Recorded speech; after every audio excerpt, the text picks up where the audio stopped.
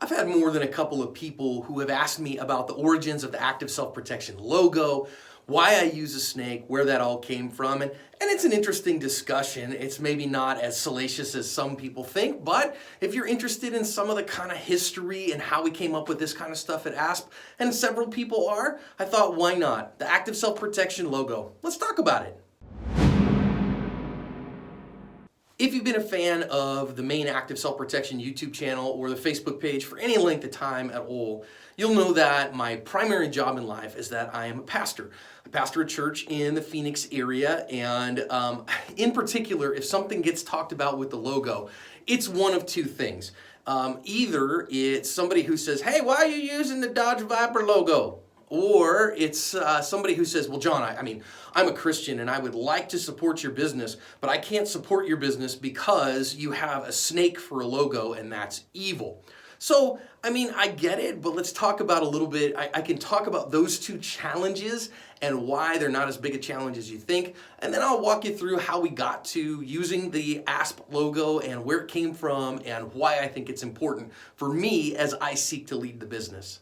So first of all, let's talk about how similar it might be or might not be to the Dodge Viper logo. Now, first of all, it's not the current Dodge Viper logo, but the one that they used from 2003 or so to 2010. And if I step out of the way a little bit, I'll use the magic of post-production to put the ASP logo here and the Viper logo down here. And what you can see is that they are, moderately the same in that they're both stylized snakes.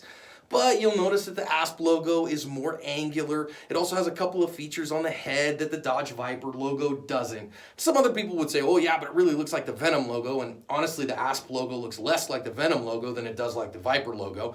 But really, in the end of things, it's three different takes on, a stylized, face-forward, only face version of a snake. It's not a whole lot of ways you can do that. So I had mine designed by a friend of mine who did some Photoshop work and put it together for me. We didn't take anybody else's design and tweak it. We did look at a couple of other places for inspiration, but in the end, it's a design that was made for me that I got from a friend. I have plenty of other people who say that if you turn the logo upside down that it looks like Daffy Duck, and a lot of people say that. Okay, that's great. I gotta be honest with you, maybe I'm that guy who can't see the picture in a picture or something, but I just don't see it. The other objection that I get is I get that from some of my more conservative Christian viewers who, appreciate the fact that I make no bones about the fact that I am a Christian, and that's a part of my coaching message. That's a part of my worldview. In fact, it's the center of my worldview. And so I talk about it unabashedly as part of the business. Now, some folks say, "But wait a minute, John, the snake is evil." And when they say that, they're usually thinking about Genesis chapter 3, right? So if you go read Genesis 1 and 2, God makes everything and it's perfect and good. And then this snake shows up in Genesis 3 and tempts Eve, and then Adam and Eve fall, and everything's bad from there, and God curses the snake in Genesis chapter 3. So they say, "Aha, you've got a snake logo, that's a logo of cursing, and that's bad." The problem with that is only recognizing that there's only one way in which the snake is portrayed in Scripture.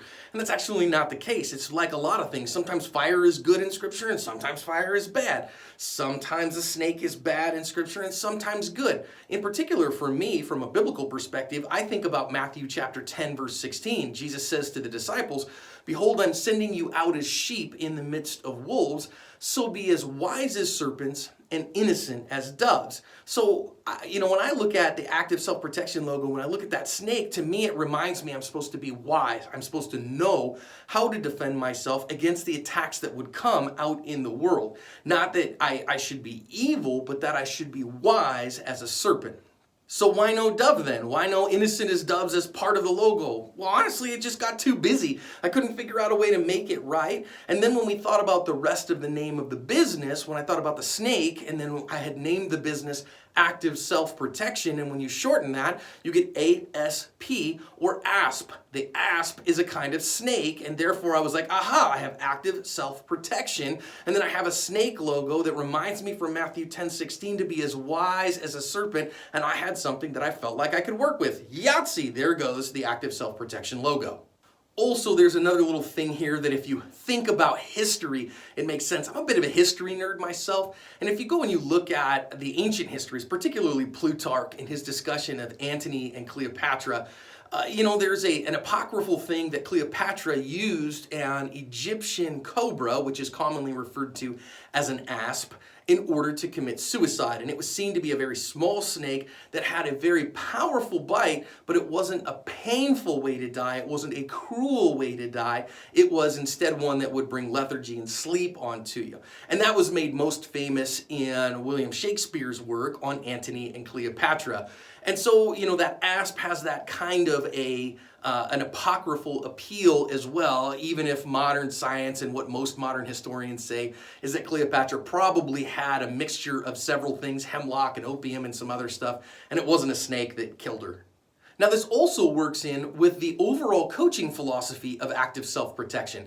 So when we talk about active self-protection, we also talk about attitude, skills, and plan. And we say all the time that attitude is the foundation for all self-defense. That if you don't have an attitude that says, I have the right to protect myself and no one has the right to take my life or myself from me, then nothing else matters. But if you just have that attitude, you don't have skills, well then the skill set is required in order to protect yourself from various threats. Then you have to have a plan to use them effectively so that not only are you an effective self-defender, but a moral and a good one. So when we talk about attitude, skills, and plan, you add that up and you get an ASP as well. So we have active self-protection means ASP, and we have attitude, skills, and plan mean for ASP, and when you put all those together, well then the snake logo makes a whole lot more sense. And you add that into what to me and to my way of thinking has a logo that has a biblical basis about being wise, in particular in my world about self-defense, and you get the active self-protection logo, hence the snake.